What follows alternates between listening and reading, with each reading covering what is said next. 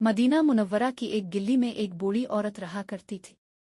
वो इस्लाम की सख्त दुश्मन थी और हज़रत मोहम्मद सल्लल्लाहु अलैहि वसल्लम से भी नफ़रत करती थी। वो रोज़ाना सुबह अपने घर के दरवाजे पर खड़ी हो जाती और जैसे ही नबी करीम इस गिल्ली से गुजरते वो ऊपर से उन पर कूड़ा फेंक देती। हज़रत मोहम्मद हर रोज़ बगैर कुछ कहे खामोशी से अपने कपड़े झाड़ते और मुस्करा कर आगे बढ़ जाते। ये मामूल कई दिन, कई हफ्ते, बल्कि कई महीने जारी रहा। नबी कभी ना गुस्सा हुए, ना बद्दुआ दी, ना शिकायत की। उनके चेहरे पर हमेशा नरमी, सब्र और बर्दाश्त की रोशनी झलकती थी। उनके करीब रहने वाले लोग ये सब देखते और हैरान होते कि एक शख्स इतनी बदतमीजी पर भी इतना सब्र कैसे कर सकता है। फिर एक दिन जब नबी हमेशा की तरह इस गिल्ली से गुजरे तो कोई कूड़ा ना फेंका गया। आप राग गए, सर ऊपर उठाया, मगर कोई नजर ना आया। अगले दिन भी यही हुआ और तीसरे दिन भी। नबी को फिक्र हुई कि वो औरत कहीं बीमार तो नहीं हो गई। चुनांचे आप खुद उसके दरवाजे पर गए और दस्तक दी। अंदर से नहीफ सी आवाज आई, कौन है? अपने नरमी से जवाब दिया, मैं मोहम्मद हूँ।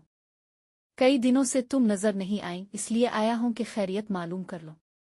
बूढ़ी औरत ये सुनकर हैरान रह गई। इसकी आंखों से आंसू बहने लगे। वो बिस्तर पर लेटी हुई थी, बुखार से निढाल।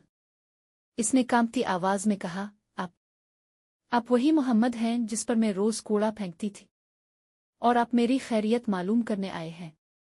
नबी करीम खामोशी से अंदर गए, पानी का बर्तन भरा, इसके पास रख दिया और चेहरे पर वही नरमी लिए बोले, हाँ मैं वही हूँ। तुम आज नजर नहीं आए तो दिल परेशान हो गया। बूढ़ी औरत का दिल टूट गया, मगर साथ ही सांवर गया। वो फूट फूट कर रोने लगी।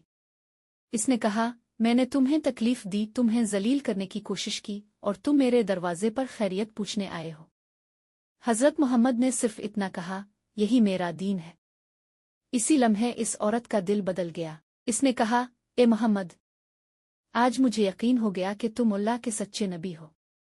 मैं गवाही देती हूँ कि अल्लाह एक है और तुम उसके रसूल हो। इस औरत ने वहीं इस्लाम कबूल कर लिया और इस दिन के बाद वो सबसे बड़ी दाई बन गई। वो जिस गिल्ली में नफरत बांधती थी, अब वही मोहब्बत, मुआफ़ी और हिदायत का पैगाम देती रही।